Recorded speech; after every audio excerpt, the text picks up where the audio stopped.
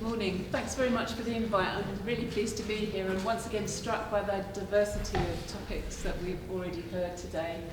I'm going to talk about ethical issues in self-funded care.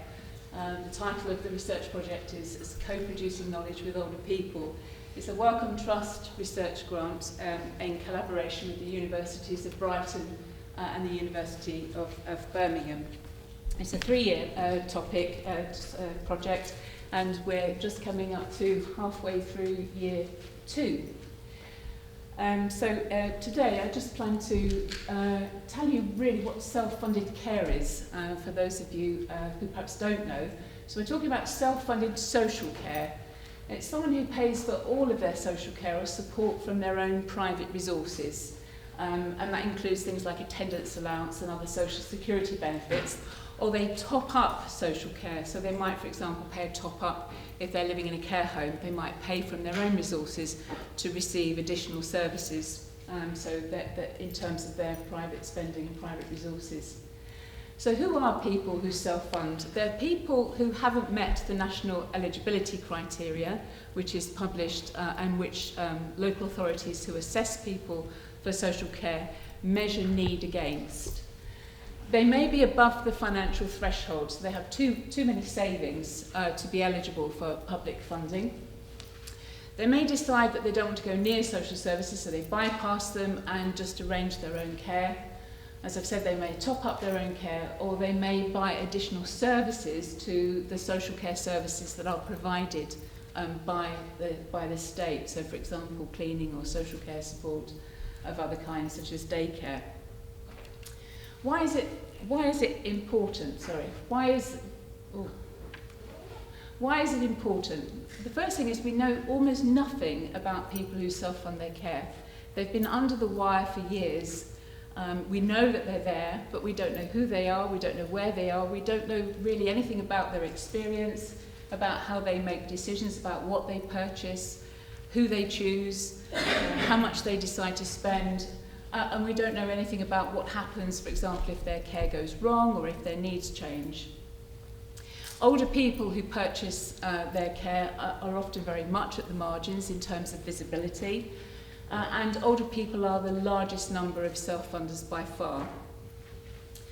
Of course, there are potential future plans with regard to funding social care. There's a long-awaited green paper which may have something to say, well, it should have something to say about the future funding of social care, and self-funders are likely to be in there. And so local authorities may suddenly be very interested in just who self-funders are and how to track what they're spending. The Care Act also has legal duties for local authorities, and we're seeing considerable evidence of unmet need through austerity measures and growing numbers of people who are trying to sort care out for themselves. So it's an increasingly visible problem, an increasingly complex problem, and an increasing pressing issue. In terms of the arrangement of the projects, each site has an academic team. I work with Claire Markham, who's a research fellow.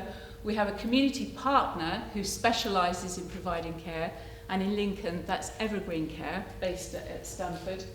We have a team of co-researchers who are citizens who live local to the university, who live within Lincolnshire, and who have an interest in social care, either through direct experience or providing care for ageing relatives or for other family members. And we also have a range of stakeholders who we work with, who we engage with on a very regular basis to share our emerging research findings and to debate and deliberate on the findings and the issues that emerge from the research. We have Tony here, who's one of the co-researchers, who's not presenting today, but who will be here for the day, and we're very happy to tell you about his role as a co-research team member over lunchtime or coffee breaks. So the co-research team, we take a collaborative approach to the whole research project. It's underpinned by an ethic of care, which I won't speak too much about today, but it enables the perspectives and voices of everyday citizens to be very much part of the research project. We try very hard to create a supportive approach to working with co-researchers who we meet with on a very regular basis. We have monthly meetings, and co-researchers have been involved in every aspect of the research. They were involved in shaping the research to start off with. The Brighton team very much shaped the idea of research being needed around self-funding and supported pilot work. They were involved in developing the ethical review. They've been involved with training and support in interviewing older people, stakeholders and carers. They've been fabulously helpful in identifying potential participants, and at the moment are busy working on analysis. So they work with a member of the research team on coding, narratives, and also in small groups in deepening that analysis and debating and deliberating on the findings, and that's what we're doing at the moment. 6 months' time, we will have another research fellow employed by the project with a specific aim of evaluating and reviewing the participatory elements of the research, identifying what's worked, what we've learned from that, and what's worked less well, what we can learn from the whole approach of the project. I just want to spend a little bit of time just talking about some emerging findings around self-care. What we found is very considerable uncertainty and confusion amongst people who need to buy care, often when they're up against it. You know, they don't buy care when they're in a comfortable situation and everything's going well. They're quite often having to find care and buy care at the point of crisis. Something serious has happened. They've often found it very, very difficult to access information and also to find accessible information.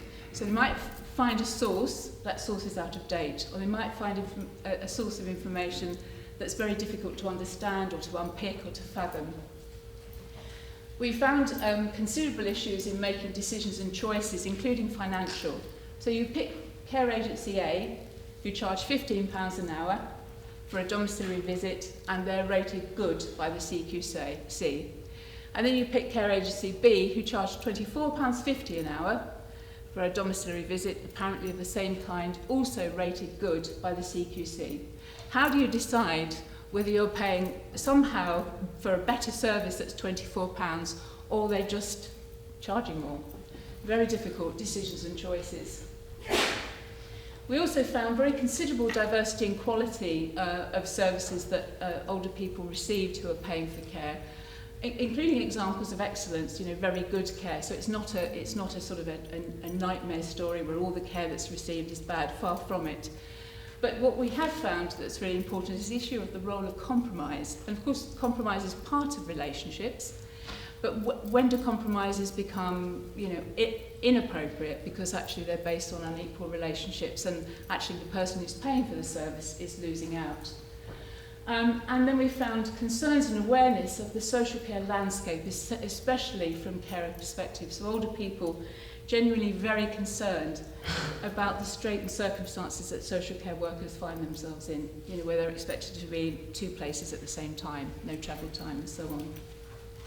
So here's an example of someone trying to find information and find care in Lincolnshire, which is notoriously difficult. I mean, it's difficult nationally. But here they talk about contacting 28 care agencies through Lincolnshire and Nottinghamshire, and it taken 3.5 months to find a morning carer through Marigolds.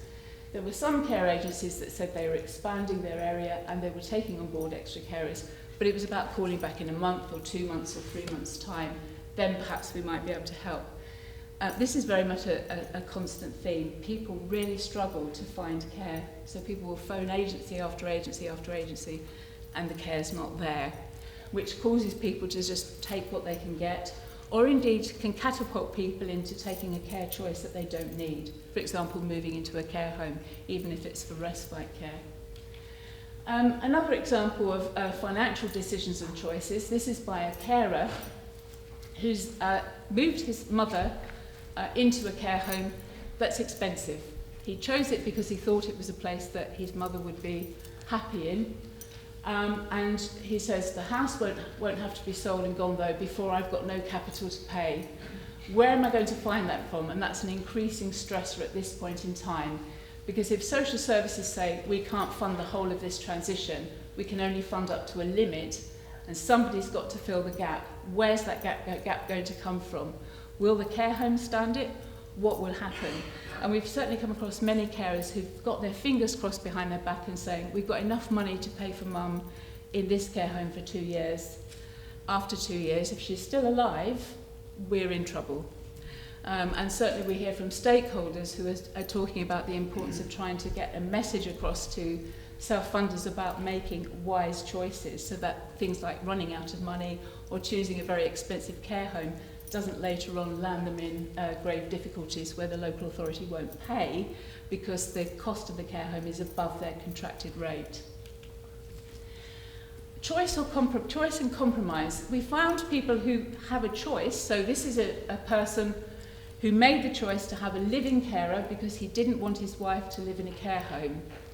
And so he gets his choice, his wife's living at home, and then he said, I first said, well, I don't want any smokers, we're a non-smoking house. And they said to me, if you don't want smokers, you won't get 24-hour carers. And this has turned out to be correct because 8 people, out of 8 people, only one's been a non-smoker, and you just have to accept it. So we found a number of people who are in that situation where they apparently get their choice, but they're having to make quite significant compromises. Now that may not just be true of self-funders. I think compromise with all aspects of care, with all care, is inherent in that care relationship. But I think it means that we have to unpick the apparently simple word choice, which has been around in the social care agenda for years. People get choice, people are entitled to choice. I think it's much more complex than that, and underlying that are the sorts of compromises that people might have to make. And then worries about social care. So here, an older woman says, the girls by and large tend to come in, they do my sandwich, they do my microwave food for lunch, and then they disappear because they've got half a dozen other people who are in the same position as myself that they have to spend to look after. So I can't really ask them to spend more time with me than they can justify. So this person's paying for the service, but is paying for it in the context of knowing that the carer is under great pressure and he can't ask any more because she won't be able to cope. So they're just a few highlights of the emerging findings. So the next steps, just very briefly, we're completing interviews currently with stakeholders and working with the co-researchers on deepening our analysis. We also achieved extra funding through the Wellcome Trust for a public engagement project. So we're working with Lindsay Sear, who's an artist, to develop an artwork which reflects aspects of the findings of the project, and will encourage people who perhaps don't think about care or who feel uncomfortable about the notion of care because it's kind of up there around the corner, not us, somebody else, to actually engage with thinking about care. So we're very excited about that, and the co-researchers have been